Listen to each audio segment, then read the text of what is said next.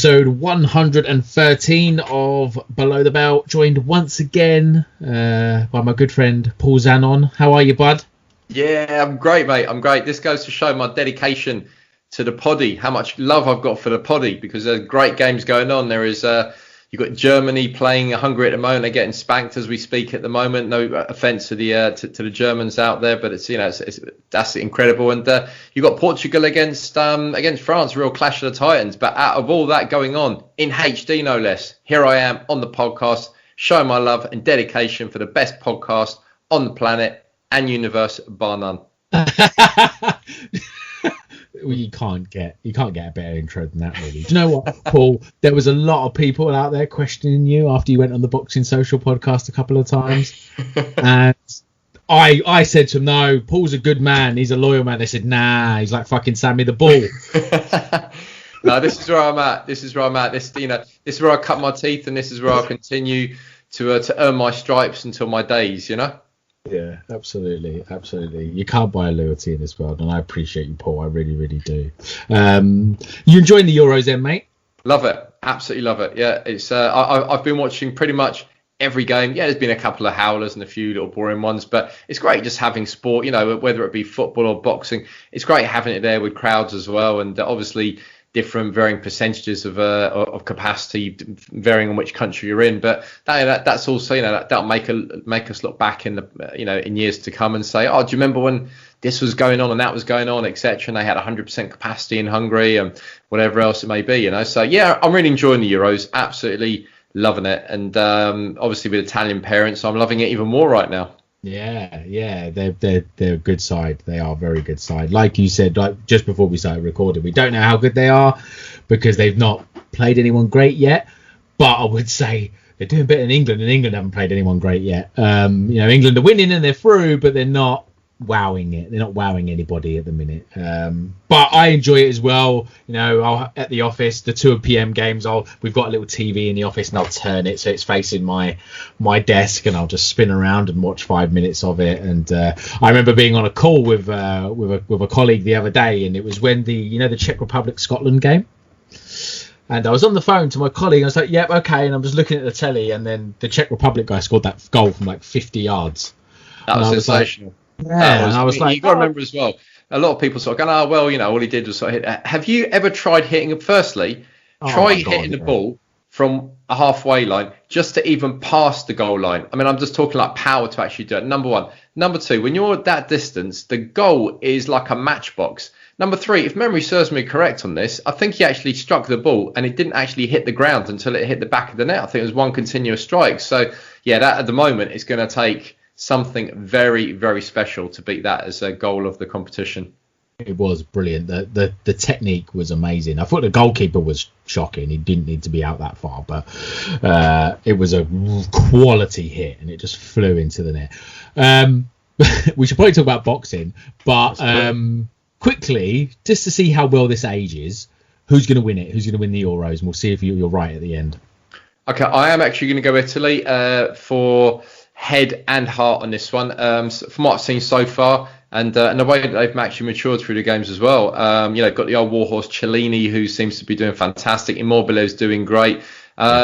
Italy seem to, you've got to remember as well, all of these teams, they only come together every so often. So at the moment, game by game, they're really starting to understand or compute, should I say, everyone else's mentality, which, allows them to be able to hit a ball and pretty much have a good probability of where it's going to land, who's going to pick it up. So with that in mind, I think Italy have been improving every game. The other guys, I mean, we're looking at the moment here, so, Portugal, France, Spain, very good, yeah, but every game's been different. They certainly have been having their sort of ups and downs, but let's see. Next, move through to the next stage. Everyone ups their game, and that's the thing about these cups. People bring their A+ game to the table, and you just don't know what to expect. So, but at this point, I'll put my money on Italy. I think that's a solid shout. I want England to go far. I want them to do well. Obviously, I can't stand Gareth Southgate, but I want England to. He's just, oh God, ridiculous. He's like the boxer-sized Ben of the of the football management world. He's just got no credit. He's just got no credentials at all. But I'd love him to do well. But I think Germany. I know Germany are losing to Hungary as we speak, but my money's on Germany. That's what I'll say. So we haven't recorded for a couple of weeks. Again, it's my fault. Just being lazy. I make no. There's nothing really to say really. Paul, have you seen the Kings documentary series on Showtime? You know what? All I've seen is a trailer, and I've watched the trailer about 1 million times. I think if you go onto YouTube, it's that the number of viewings on that trailer is absolutely through the roof. Between my writing stuff and watching the Euros, certainly in recent weeks, I just haven't got around to it. But what I will say is that the trailer is more than mouthwatering. It really is. And although a lot of people have written about the Four Kings, although there's been various documentaries about them, I've got to say, from what I've seen just in a 2.5 minute trailer, it looks like this could trump absolutely everything. I have watched it. I watched it this weekend just been. I watched all 4 episodes over a couple of days, 2 on Saturday, 2 on Sunday, squeezing it in between football matches, and it is a good watch. You know, we've all seen the fights. You know, we've all seen the fights a million times, but I like what they did with the series, because they kind of they remind us of the time of when they were fighting. It was 80s, it was Reaganomics, it was, you know, all the stuff going on with Panama and the Panama Canal, and you'll remember when we went to see the I Am Duran documentary, we went to that screening, there was a lot of discussion around Noriega and all of that. They bring all of that into it as well. It's a really good watch. I don't know how people are going to watch it over here. I found a way, and ask me afterwards, Paul, and I might be able to sort it out. Sounds good. But hopefully there'll be a way that we can watch it over here. If Showtime just put it on their YouTube channel over here, because you know they're not losing anything, or Sky Documentaries pick it up or whatever. So hopefully somebody picks up Netflix or whatever, because it is a good watch. It is a really, really good watch. I think people will really, really enjoy it. Okay, we're going back a couple of weeks now, but let's quickly talk about it. Lewis Ritson.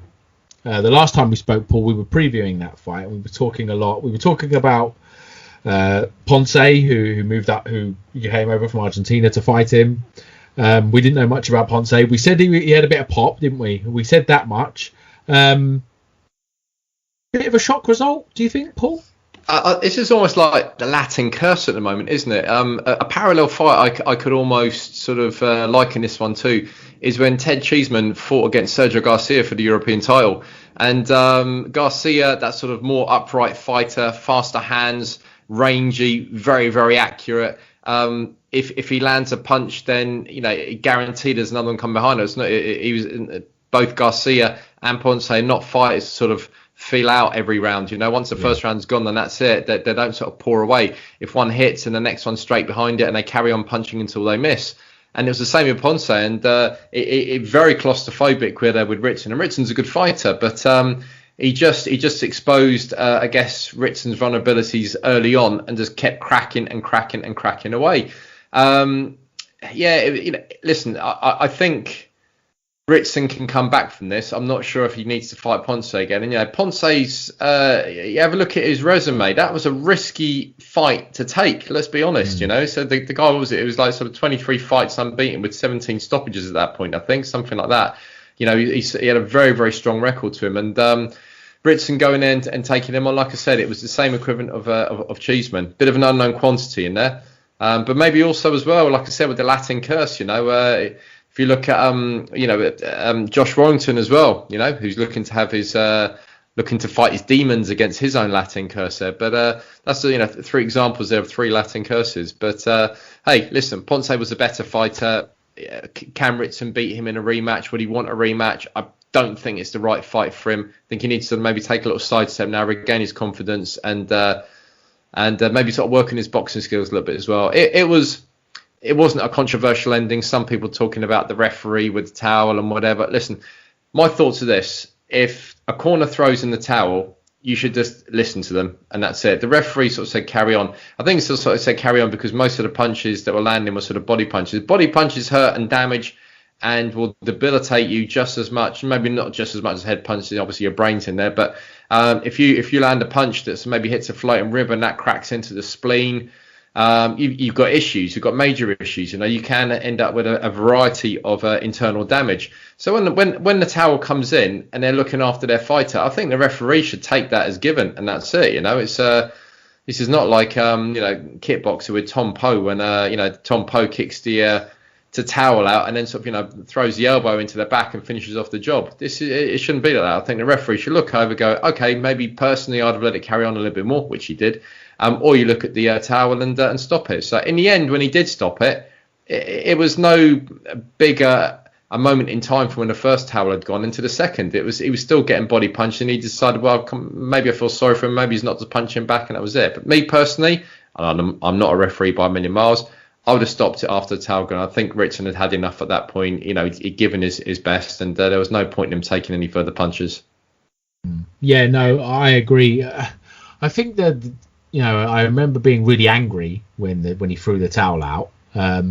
But looking back on it, it was more an odd choice. It was more an odd and strange kind of decision from Steve Gray. Steve Gray has a reputation of being one of Britain's better referees. Doesn't say a lot about our referees, to be honest. But the thing for me was Lewis Ritson hadn't won a round. He hadn't won. Maybe there was some nice people out there that gave him a round or two, but for the vast majority of the fight, he was dominated and was hurt quite badly to the body multiple times. It wasn't a fight where he was winning or it was close. He was being beaten badly. So that's why for me it was a really quite odd choice by Steve Gray. He was never going to win the fight, and Lewis Ritson, to his credit, was throwing with Ponce quite a lot. So Ponce was, obviously quite an aggressive fighter, and Ritson would counter him quite well and land bang on Ponce's chin, but Ponce just ate it. He ate everything, and there wasn't a knee buckle, there wasn't a movement, there was nothing in Ponce that made you think Ritson could hurt him. And he didn't hurt him the entire night, whereas Ritson was hurt multiple times. To the body, never really to the head, but he was hurt multiple times. He was hurt in the first round. Did you see the video of Steve Gray going into the changing room afterwards? Yeah, and having a chat, explaining himself. I mean, I'm not sure what that really did for everyone who watched it, to be honest. I mean, I remember watching it thinking, why are they showing this? Are they showing it because they're trying to show the referees being a nice guy and he wanted to explain himself? I don't think that does anything for anyone, because that it could have backfired as well. The family might have sort of or Team Ritson or Ritson himself might have just sort of could have exploded if they wanted to. I don't know. For me, it didn't really add anything at all. It was just I think they were trying to sort of say, what a nice guy who's explaining himself. Listen, referees go in the changing rooms most of the time anyway. I remember a funny one. I think it was in the changing room in Monte Carlo with Martin Murray after the fight when he'd fought against his bloke who was a last minute standing because Abraham had pulled out. And this guy was a horrendously dirty fighter, and he kept holding on to Martin, and it was shots. And then the referee at one point gave Martin, I think took a point off Martin and kept giving him warnings for holding on. It wasn't Martin holding on, it was this other bloke. So when the referee came in and he started sort of explaining himself, Martin was like, "Nah, mate, listen." He said, "You're fucking nice before and trying to give me all this, being Mr. Lovely and that." He said, you're just a prick, And that was it. And, it can backfire sometimes when the referee goes in and, because a lot of people think, the fight's over, everything's fine. You go and shake hands and that's it. It doesn't always work like that. If you've made some bad decisions as a referee, then you're going to be, you could be in for the wrath of the angry fighter afterwards. And it takes a lot to make Martin Murray angry and annoyed, So, but I was totally with him. I think the referee on that night was absolute trash. It really was. So, I mean, listen, the ref with Ritson, Gray.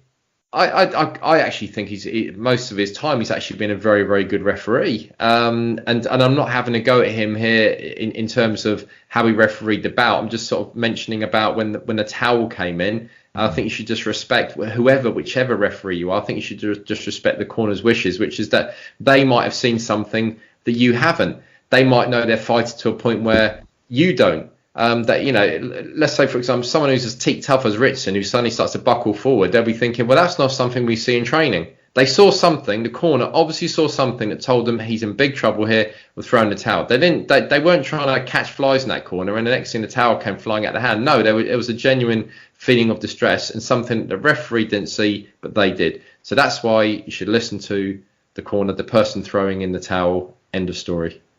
Yeah, no, I think you've nailed it there, Paul. For those at home that were a little bit confused about that on the night, that the towel came in and he was able to throw it out. The official rule is only the referee can stop the fight. So be it the doctor, the corner, doesn't matter. Even if the doctor says his eye's too bad, you should stop the fight, it's always up to the referee. That is the rule.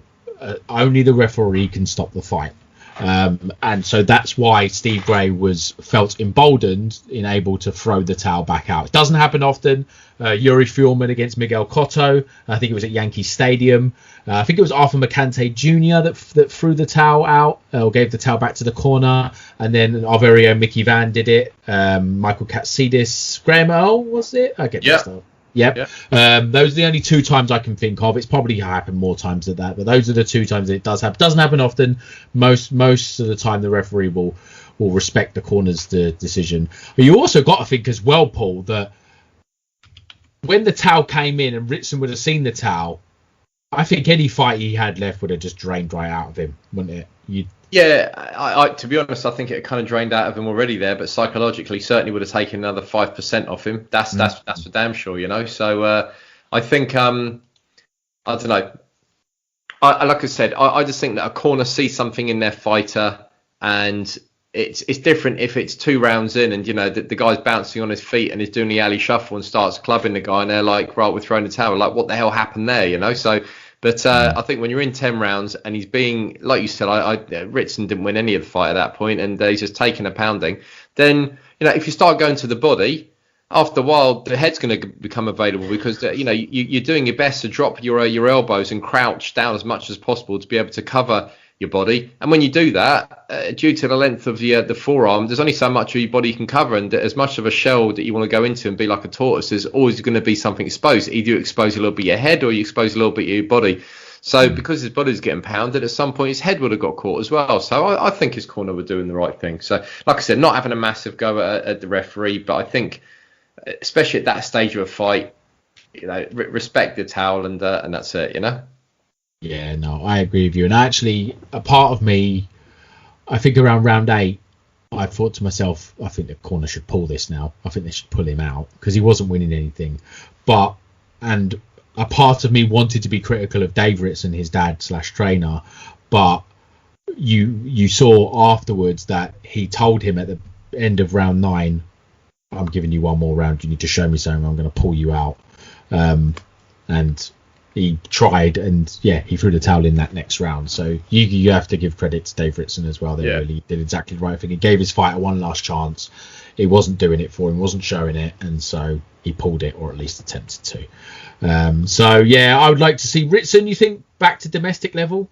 Yeah, I think, listen, you know, get back to domestic level, get his confidence back up again. You know, he's a powerful lad, and I think he just needs a couple of fights to sort of get him back in that zone, and he can start to campaign again at this sort of level. I think he should maybe just steer clear of Ponce because I just think his style's all wrong for him. But Ritson's not over by a long way. He's the sort of guy that could, you know, he's the sort of guy that can be in fights like Jamie Moore, Matt Macklin in the future. He really can. He's you know, he's a very entertaining fighter. He hits hard and he's willing to go toe to toe. So he's lost that particular fight, but I think he's still got a hell of a lot to give to British boxing. So hope he rests up well. I hope he can bounce back from this and you know, take whatever lessons he can from the fight and come back. You know, he's a good lad.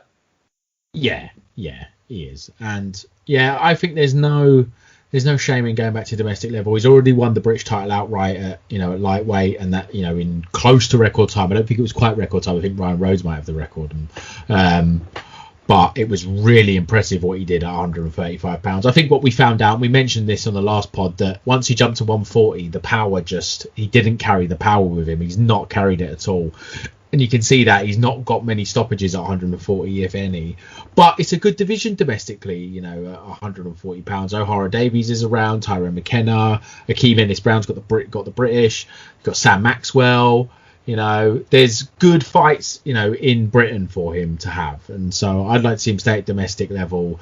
I don't want to see him fighting any more nasty South Americans like Ponce again. Really, he doesn't need to do it. So I just, you know, kind of rather he didn't really.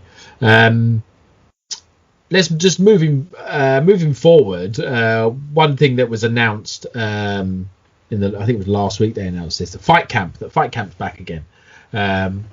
Did you like Fight Camp the first time around? It's quite good, wasn't it? I quite liked it. Yeah, again, you know, it's one of those things. COVID kind of brought different dynamics to the world of sport, and you know, just lucky that Eddie Hearn's got a massive house there with a bloody great garden in there. I've only ever been there once. That was 2012 at the launch of the Sky Matchroom sort of collaboration, and there was a huge barbecue going on, and I got sunburnt to shit. I remember that. But yeah, I remember thinking, nice pad, and that's it. So it's good that he's using the Hearn residence to be able to put this on, and yeah, something different, and with some good fights come out of it as well, and it's and some good fights that have now been announced that we're about to talk about, I think.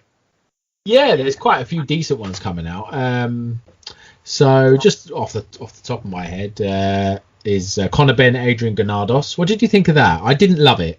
No, I mean, to be honest, Granados, he's how can I put it? He's one of these fighters that his losses is almost why Conor Benn's fighting against. So if you look in his last 4 fights, he's only won one. And that was against a bloke called Arturo Carrillo, who had about 40 odd fights, I think, and has only won 9. And so he beat that bloke. But he had a draw against a bloke before that called Jose Luis Sanchez, which was no biggie. But then the 2 before that, the losses that I'm sort of talking about, is Robert Easter Jr.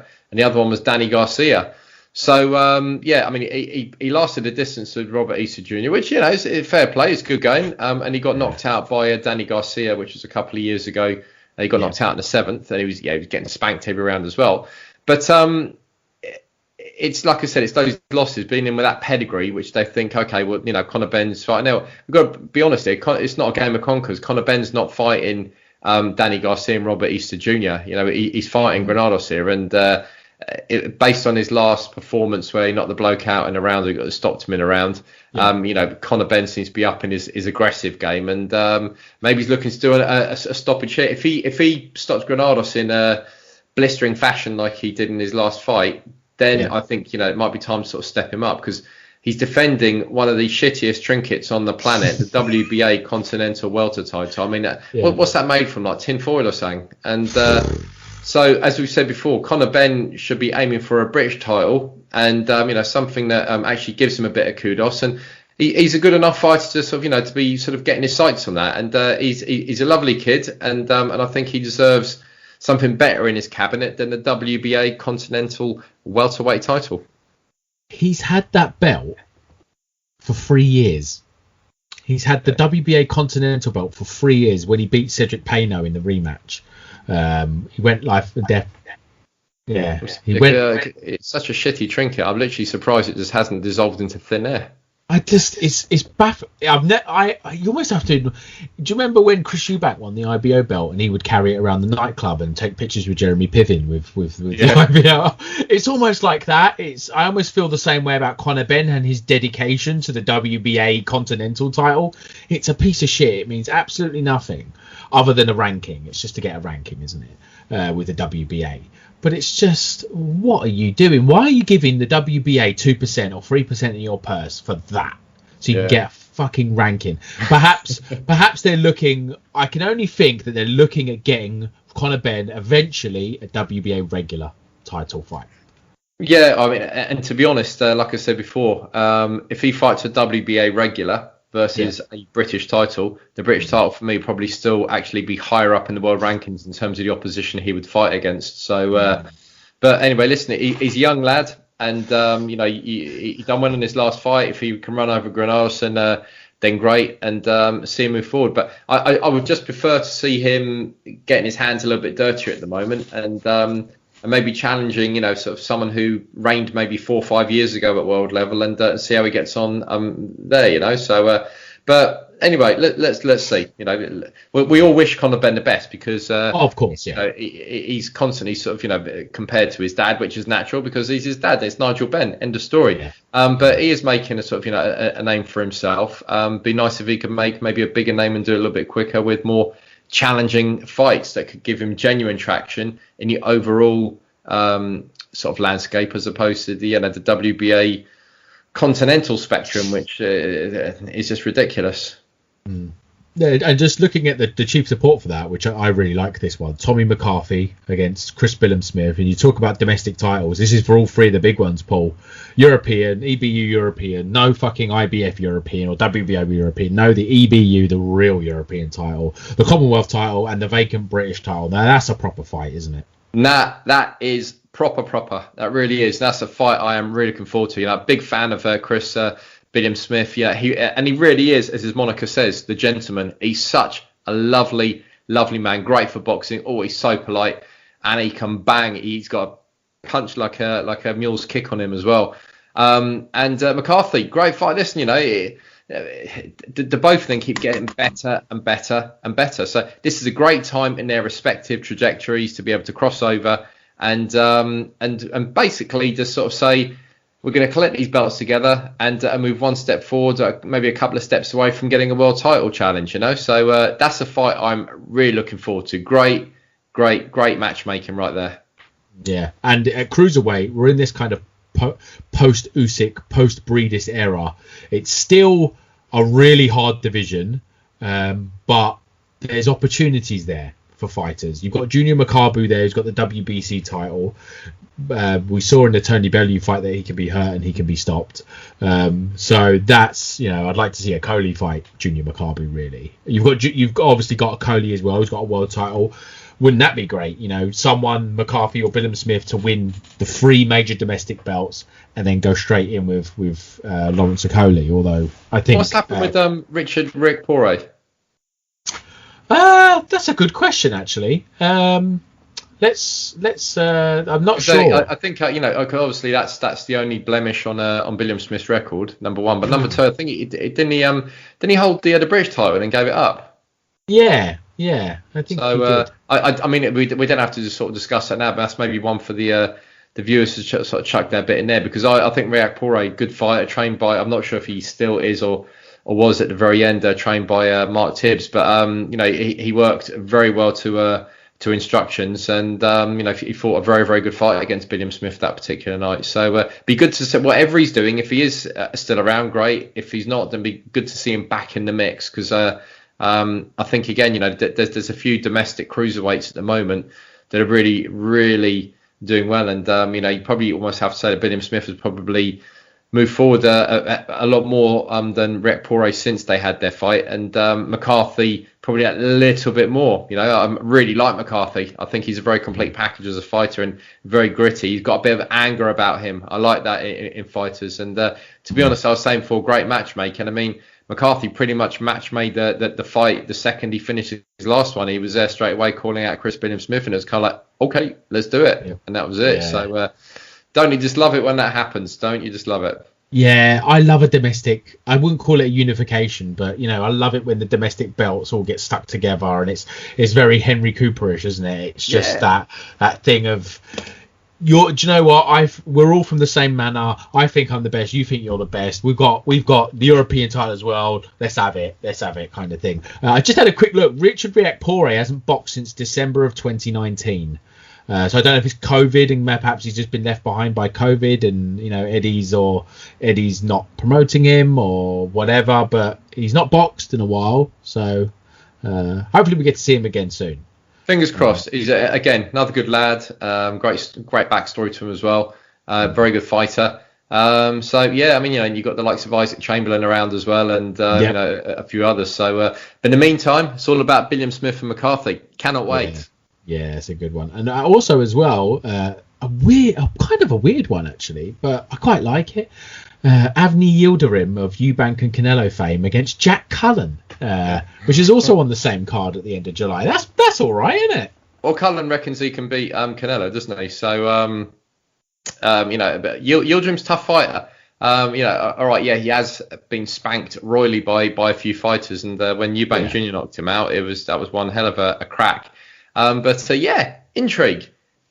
I look forward to that. It's more than anything. I think Jack will be going out to make a statement, and he's getting better and better as well. He's on a very healthy upward trajectory, and Yildirim's on a let's just say the opposite. yeah, that's it. And if Cullen beats him in 2 rounds, then he can look in the mirror and go, do you know what? I'm pound for pound number 1 because I beat him better than Canelo. I beat him quicker than Canelo did. There we go. That's got to be the plan. I like it. And then the following week, this one's been brewing for a little while, and it's been kind of rumoured, and they finally got a date for it. Kid Galahad against Jazza Dickens for the vacant IBF World Featherweight title. Jazza Dickens, do you know what? A while ago, I'd have thought, no chance. But you know what? His last 2 wins really stand out to me. Ryan Walsh has been around for a while, and he hadn't lost a fight in a good while. And Lee Wood. Those are 2 really good wins. And I thought, well, do you know what? He's going to. I think Galahad will win. I think Galahad will win, but I don't think it's going to be a washing. Yeah, listen. It's a good fight. I think if memory serves me, I think Jazza Dickens has got about 3 losses on his record, and his very first one was actually against Kid Galahad. And I think it was 10th round stoppage. Right. So to an extent, he's got a chance of avenging and revenging sort of here. But I agree. Jazz Dickens, in his last couple of fights, very, very impressive. And one thing you know about him, he will he prefer to be sort of carried out on a stretcher rather than lose against any fighter. And Galahad, very carefully picks his punches and puts some lovely punches, in bunches together as well. He's a very intelligent fighter. But I'd have to give Galahad the I guess make him the bookies' favourite on this one. But it's a fight which brings intrigue, and it's also interesting how the 126 division has gone, especially with the IBF belt. You got Galahad, whose only loss was a split decision against Josh Warrington. Josh Warrington vacates the title. I'm sure that Galahad would have been preferring to been fighting Josh Warrington for it. But, in a twist of fate, if Galahad wins this, then Warrington will have to challenge Galahad in order to have that rematch, but also be the challenger, which inevitably, I reckon that's the way it will sort of pan out. So all sorts of magic happening at the 126 IBF range there at the moment. So let's see what happens. Yeah, like you said, Galahad Dickens, good fight. Looking forward to it, definitely. Yeah. No, it is. It's a really good fight, and the good I like with the fight camp is that they have it back to back to back. Like they have it 3 weeks on the spin. I like that. I think it's a good one. I think it's a nice concept. And then the third week is the 14th of August. Joshua Buatsi, and I like this fight against Ricard Balotniks. And I'm pretty sure, didn't Balotniks win like the golden contract thing on MTK? Let me see. I feel like he did. I feel like he won the golden contract. I'm not sure if he did. I'm not sure if he did. But he boxed on the same. It was on the same show as Jazza Dickens and Ryan Walsh. I remember watching the 2 fights. I don't know if it was. I think it may have been the golden contract, but I might be wrong. So again, what I was saying before about a fighter can be remembered from their sort of their most recent fights and sometimes their losses. So I actually remember seeing Balotniks getting stopped by Andreas Evangelou in 2014 at York Hall. Wow, who stopped in the 4th. And at that point, in his first 4 fights, he'd lost 2.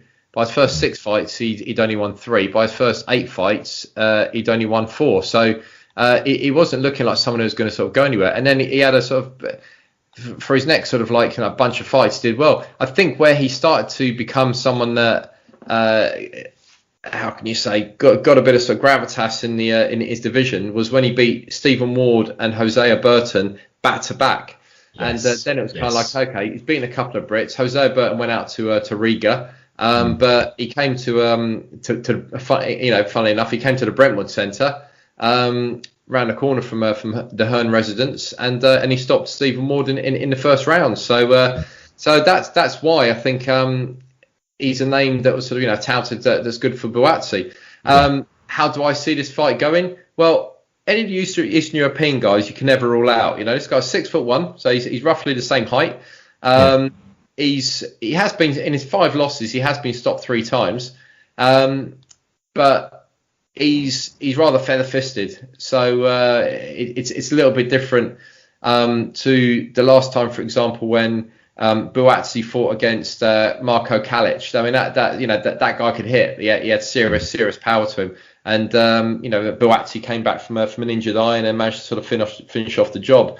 But Balotniks, listen, I think it's a good fight for Buatsi. It's certainly better than Dos Santos, which was pitiful. I mean, the bloke had an unbeaten record, but when a fighter loses to fight and they're there crying, and then you got Buatsi going over trying to console him because he feels really bad for him, you just think to yourself, this fight should never happen in the first place. But Raikars Balotniks will not come to do any of that crap. He will come to try and hurt Buatsi, to try and make a statement, and to try and build on his role that he's currently riding at the moment. Yeah, I think that's what it is for me. I think that's why this one stood out to me, was I knew that he'd beaten Jose Burton and Serge Michel and Stephen Ward, and I thought, that guy. I didn't quite realise he had 5 losses. But perhaps that's the reason why we shouldn't pay too much attention to records, really, because it's all about what you've done lately. And I think if a guy's on form like Balotniks is, then he may give Buatsi a test. I think Buatsi will still win. I still think he'll probably win inside the distance, but he may. I think it's a step up from some of the fights he has happened. But I think we all want to see Buatsi, the back end of this year and the new year. It's time to step up now. I feel like he's trod water for a little bit too long. I think I think it's time for him to start getting a wiggle on now. He's 28. He's not old by any means, but he's been touted as the next coming at one point. And it's like, all right, it's time to get a wiggle on. We need to get that light heavyweight mini tournament up and running. We need to get Buatsi, Anthony Yard, Lyndon Arthur, maybe Spider in there as well. Callum Johnson, Craig Richard, and Callum Johnson, and let's get one more in there. We have got enough for our own sort of mini Super 6 there at the moment, and very, very good division for the United Kingdom. So I think we're kind of spoiled there, but I agree. He needs to jump into there head first and see how he does. Take a couple of those guys on and see where he stands. If he can beat them convincingly, then he kind of earned his stripes. So. Don't get me wrong, Balotniks is good, and it's kind of like a Sergei Kamitsky type fighter from back in the day that he would suddenly go in against someone like what's his name, Buglioni, and then knock him out. Obviously, we're talking about something totally different here with Buatsi, but my point being that Balotniks will come in to cause problems, and he'd be very durable. So, but Buatsi, I think will, if not stop him, then certainly do a number on him. And let's see him fight someone at the domestic level, earn those genuine stripes, and then move forward to maybe the European title. Yeah. We hope so. I think as much as I'd love to see Buatsi go in against Callum Johnson and Anthony Yard, and yes, I would like to see that. But you talk about a mini tournament. 4 of those 5 are all signed to BT Sports and Frank Warren, and so. You could make Callum Johnson Anthony Yard tomorrow. You could put Lyndon Arthur against Callum Johnson tomorrow. I know that Arthur and Yard are fighting on having separate fights at the Royal Albert Hall. I think it's sometime in August. But let's get a wiggle on now. Callum Johnson, he hadn't boxed for a couple of years and he had kind of a tune-up last time out, but I'd like to see him in with a Craig Richards or something like that, or even Craig Richards against Buatsi. That can be made. Let's get it done. Let's stop messing around now. Really. Let's quickly just kind of talk about what happened this weekend, and then quickly look forward to this weekend coming. Did you see Inoue against Michael Dasmarinas? Yeah, I mean, you're talking before about the Ritson fight and getting hurt with body shots. I mean, wow, you look at the slow mo there. I mean, his opponent must be still probably pissing blood, to be honest, at the moment. I mean, it is pinpoint laser precision accuracy to aim for the liver there. When you see it in slow mo, you actually see the bloke sort of skin vibrating from the liver all the way up to the top of his ears, and he lands it pretty much on the equivalent of a 5 pence piece every single time. And Inoue in blistering form. The fight I want to see now that Nonito Donaire's got something new in his cabinet is him go for the WBC. I mean, they were joking around the other day where Inoue was pretending to take the belt off Nonito Donaire, and that was great. Absolutely brilliant. But I'd like to see those two lock horns again. I mean, you'd probably put Inoue as the favourite, but when they had that final in the World Boxing Super Series, that was a cracker. So I say, make number 2. Yeah, absolutely. The only problem we have now is that Nonito Donaire has signed to fight John Riel Casemiro for the WBO belt, so he's now unifying with Casemiro, WBC and WBO. Casemiro was supposed to be fighting Guillermo Rigondeaux, and then PBC looked at it and thought, we can make a proper unification here. Donaire's just got through a fight quite, without any issues. We've got Casemiro, let's make it. And so fair play to them, they've made it, PBC, and I think credit to them for that. So Inoue's going to have to wait a bit. Do you know what I've just noticed? I was just looking at the rankings. So Inoue's just taken care of his IBF mandatory at the weekend. So do you know who the highest rated challenger is for the IBF now? It won't be due for about a year or so. It's Lee McGregor. Incredible. I don't think Lee's ready for the monster just yet. I think it's great. It's almost flattering sort of say you're in that position, but he needs to take on a few more shifts in the to build up his CV before he starts sort of looking at that. Lee McGregor's a great fighter. I'm saying great as in he's great in terms of what he's done so far, but in order to get greatness, i.e. Inoue, he needs to walk down that path a little bit further. I've also noticed that at number 4 of the IBF is Paul Butler. Maybe they can make that Lee McGregor against Paul Butler. I think former world champion Paul Butler. That could be good. Again, it's good.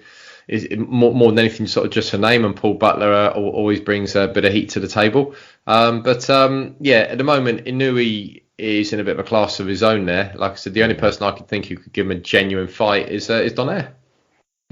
Yeah, I think that's it. Hopefully Donaire and Casemiro, and they have a great fight, and the winner of that gets to fight Inoue. I think Inoue wants that. I think Donaire would have no problem fighting him again. I think Casemiro would probably fight him as well. But I'd fancy Donaire to beat Casemiro, and I think we're going to see the rematch hopefully by the back end of this year. And I think in that time, if we get an undisputed champion, that gives Lee McGregor 12 months to get ready for a world title. What I wouldn't mind seeing, as I'm looking at the rankings here, Guillermo Rigondeaux, he's got the WBA regular. Maybe Lee McGregor could have a crack at that.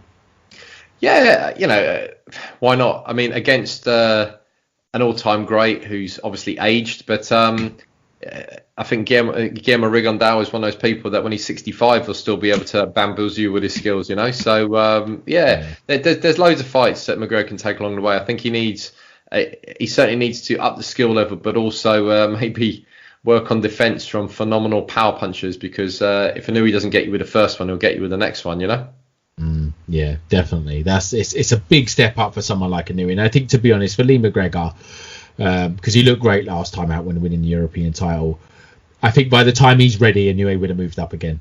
I think he'll be up to a super bantam by then, and then Lee McGregor can have a crack at one of those vacant belts when one of those comes along. And I think that's for the best, really, because I think what we're looking at in Inoue is a generational talent.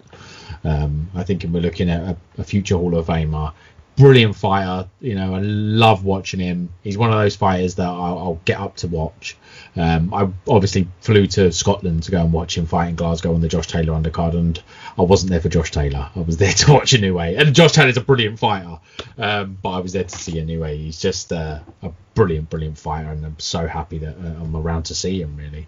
And then obviously Jamal Charlo retained his WBC middleweight title. He needs to get a wiggle on now, doesn't he? Boring fight is he's got no power in that division. I think in his last 4 fights, I think maybe one of them hasn't gone the distance, but boring. He has not got killer power in his punches. Ever since he moved up from 154, he's just lacked it. And I'll be honest. When I see Charlo's fighting Jamal Charlo, it's not what I want to see. I'm happy to see the highlights the day after, to be honest, because I know it's going to be a boring fight, and that's bad to say, because he's an extremely talented fighter, and and his brother as well. But at middleweight, it's just absolutely nothing at all that makes him exciting. You know, we've gone from talking about Inoue to the polar opposite here. So I don't really have much to add to that, to be honest. No, it's a shame really, because he's jumped up the £6 to middleweight, and it's just not happened for him. He's got the WBC belt, but he got that in an email really. You know, Canelo was the champion, and then he kind of got moved up to it. He never had to have a proper fight for the belt in the ring. He kind of beat somebody for an interim belt and got moved up. And his brother's doing bits at 154. He's about to fight for the undisputed light middleweight title, and fair play to him. And I hope he stays there for a long time, because light middleweight's a cracking division, and I want to see Jamel stay there. Really, he doesn't. Middleweight's just and you know he beat Brandon Adams, and Brandon Adams was a bloke who won the Contender. And you know, against, I think he beat Sugar Shane Mosley's son in the final on that. And to be honest, that series and that final, the build up to it, the story, etc., was far more exhilarating than the fight that Brandon Adams lost against Charlo, which he lost every single round because it was dirt boring. He was just on the end of the jab and whatever else, and that was it. So, enough of the Charloisms. Yeah, you know, he beat Derevyanchenko as well, and Derevyanchenko's a good fighter, but yeah, it's always a decision. They're never particularly close. There's not much going on with it. It's just there. But this weekend should be quite exciting. Gervonta Davis, Tank. You're getting excited, I can see. Yeah, shadow boxing here, yeah. Jumping up to Tank. Yeah, I think we all are. And, you know, when we were I was talking about this a few podcasts ago with Alex, and Alex said, I don't care what division Tank fights at, I just want to see him fight. Do you share those sentiments, Paul? Absolutely. So he's in with Mario Barrios, and unbeaten, 26 fights. But you know, Barrios is kind of ranked, although he holds what does he actually hold? The WBA regular. Regular. So he's actually rated about sort of number 10 on most, apart from the WBA. Obviously, he's ranked around sort of the number 10 sort of mark, with our very own Josh Taylor topping the leaderboard there, and first. So you got to think to yourself, you know, Barrios is unbeaten in 26 fights. He's got 17 stoppages in there. He's 5'10", same height as Taylor. But I don't think he'd go beyond about 4 or 5 rounds with Taylor. And that's as an unbeaten fighter with a heavy punch and whatever else. He just does not have that form. So I think this is a very good fight for Gervonta Davis. He's fighting someone who's 4 or 5 inches taller than him, and he does not give two shits about that, because he fights people of any size. He's got a great way. He's like, you know, that sort of Tyson-esque way where he does 2-3 steps and then unleashes a 3 or 4 punch combo and then moves out. I mean, he's another one that computes information very well. If you look at the Santa Cruz finish there, Santa Cruz threw the same punch 3 times, and as he threw it the 3rd time, he stepped to the left, threw the uppercut, crack, bang, that was it. Good night. So Gervonta Davis has got, was it 24 fights or 26 fights, wherever it is, and with the exception of one where the guy retired, every single one is a stoppage. So technically that was a stoppage as well. So no one's gone the distance with him. My point being there. So I don't see Mario Barrios going the distance as well, to be honest. I see Gervonta Davis winning this at 140 pounds, and he's already made it clear that he wants to fight against Josh Taylor, and that will get people licking their lips without a doubt. You know, it will certainly show if Gervonta Davis is the real deal at 140 pounds after this fight, and I'm already sort of looking beyond that. Listen, you know, Gervonta Davis is the one that's actually in there. A lot of people slate him and this, that, and the other in the past about his weight. How the hell? When you look at now, he's fighting at 140, and I'm sure he'll come in looking in great form. You then start to think, how the bloody hell was he fighting at 126? You know, those are the sort of things. So. As he's getting older, he's building that muscle mass as well. It's hard of him to cut back down. So, looking forward to the fight. Looking forward to Gervonta doing what he does best and being destructive, and then seeing where the path leads from here. The other thing as well that might be annoying for him is that Josh Taylor might not stay at 140 for that long. He might stay around for 1 or 2 more big paydays and move up. Maybe the Terence Crawford fight is waiting, and maybe a catch weight or 147. We'll see. But in the meantime, Gervonta brings the heat, he brings the interest, and I enjoy watching him. Yeah, so do I. And I think you're right. I think, you know, whoever, no matter what the weight division is, no matter what silly belt is on the line, because he loves a regular title, does Tank. He does love a WBA regular, as does, PBC and Al Heyman. They seem to love that. But do you know what? We want to see Tank fight. We want to see Tank fight decent fighters. Barrios is a decent fighter. He's much bigger than Tank. I'd like to see Tank fight at 130. I think that's his weight. I think that's his weight class. Or I'd love to see him fight at 135 against Teofimo Lopez or Devin Haney. But you know what? This is a decent fight. We don't have it for pay-per-view. Our American friends are. They'll be paying $60, $70 to watch it. We won't. But I want to see him box, and I think I'm looking forward to watching him. How do you think the weight's going to factor here, Paul? Do you think weight's going to be an issue at all for Tank? No, not at all. Rumours were that he was walking around at sort of 160, 170 at times, and but I think those days are gone. He's at 140. I think it's obviously a higher weight than he's sort of been in before, but I think he'll be naturally. It just means he's got to cut less weight, and that's it. So I think he'll be comfortable at it. So can I just mention? I know we shouldn't really be mentioning because it's a live podcast, but the Euros are going absolutely crazy at the moment. Portugal. It's 2-2 with France and Portugal there, and Hungary were winning 1-0 up to about 3 minutes ago, and now it's 2-1 to Hungary. So it looks like there was 2 goals in a few minutes there. But anyway, you can edit that bit out if you want to. But that's intrigue. That's intrigue. But yes. back to Gervonta Davis. I think he's going to win this, and I think he's going to do it in a way that's going to send out a message to the 140-pound division, and I think that's going to be great. Every division needs a Gervonta Davis in there. Somebody who is that smaller fighter, someone that brings a lot of questions surrounding them, but also someone who brings a stunning resume who you just want to watch the television live the second he steps through the ropes, because you know that something's going to explode. So bring on a Tank.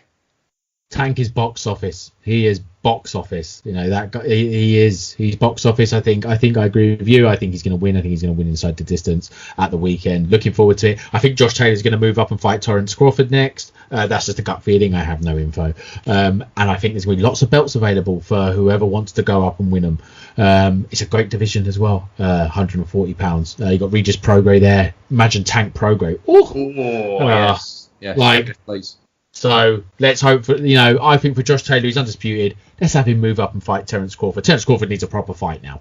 Tell certainly does. He does. His best win's still Postol, for fuck's sake. He needs to get a wiggle on. And we all like Crawford. We all love watching him fight. I think him and Taylor are really similar, and I'm really looking forward to seeing them fight. And Tank's going to be great this weekend. That will do.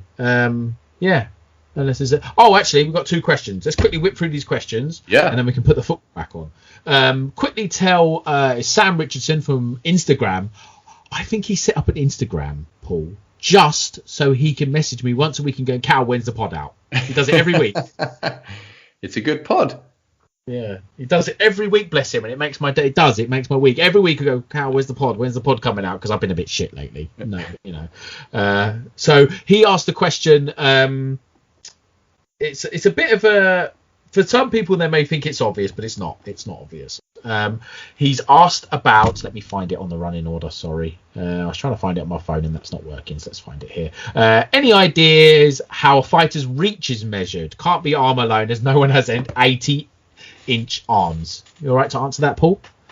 How they measure reaches? How their reach is measured? I'm not sure. Like a wingspan, isn't it? Yeah, I do know that the rough measurement is that if you stand in the position like the bloke in Rio de Janeiro and you've got your arms out extended, then it should be that the from tip to tip it's roughly the same as sort of head to toe. But on the whole, our wingspan tends to be a little bit longer, just a little bit longer. Fighter by fighter, it really does vary. It's funny because sometimes you can see someone like a Josh Taylor who's got long arms and then fight someone who's maybe 5'6", 4 inches shorter than him, has actually got a longer reach than him.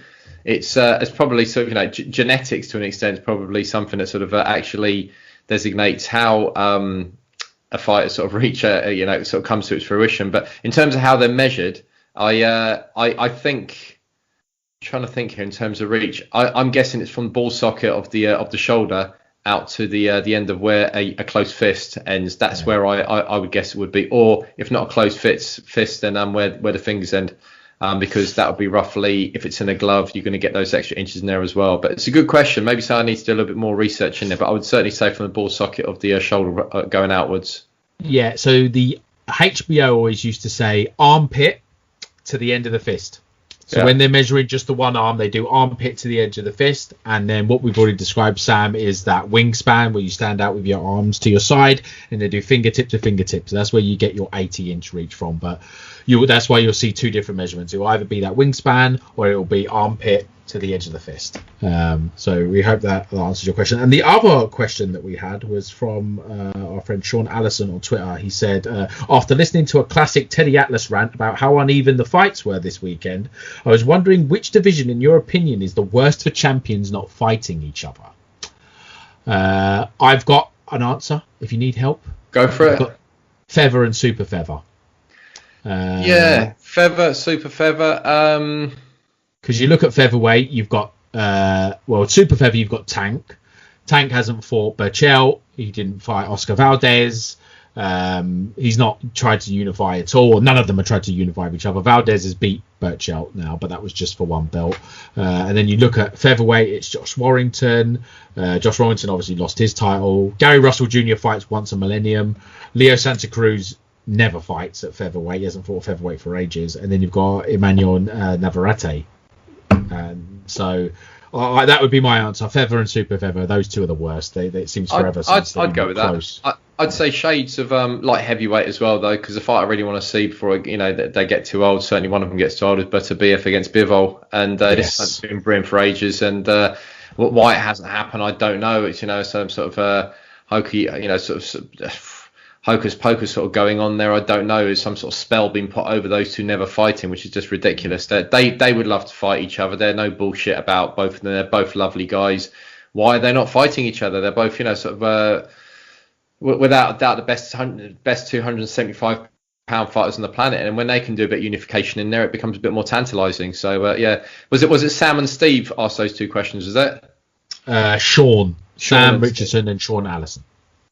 Listen, lads, absolutely fantastic questions. Please keep them coming. Without these questions, and we lack that tiny bit of spice to finish off with at the end of the evening. So thank you very much, lads. Great questions. Yeah, all right, and that'll do. That's a good way to wrap it up. Thanks to Sam and Sean and everyone else that sends us questions, and thank you for everyone for listening. Let's put the footy on, Paul. Yeah, let's do it, man. All right. Nice one, right. Cal. Speak to you soon, mate. Take care. Take care. Ta-da. Bye-bye.